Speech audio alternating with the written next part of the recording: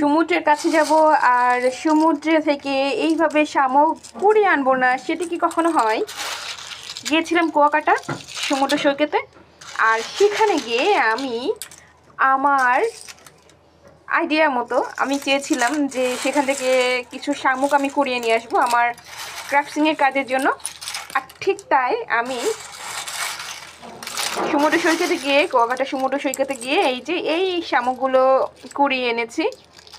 শামুক, ঝিনুক, যেটাই বলেন না কেন, আসলে এটাকে ঝিনুকই বলে নাকি শামুক বলে? শামুক না, ঝিনুক।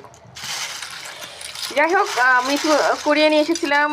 যে কাদামাটিগুলো ছিল, যে বালুগুলো ছিল, সেই বালুগুলা আমি পরিষ্কার করে নিয়েছি গরম পানি আর এখানে ডিটারজেন্ট পানির মধ্যে চুবিয়ে আমি পরিষ্কার করে নিয়েছি।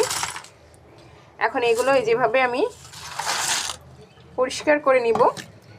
বেশি কুড়াতে পারি নাই, কারণ অনেক বকাঝকা করতেছিল আমাকে, তো যতটুকু পারছি ততটুকুই কুড়াই নিয়ে আসলাম।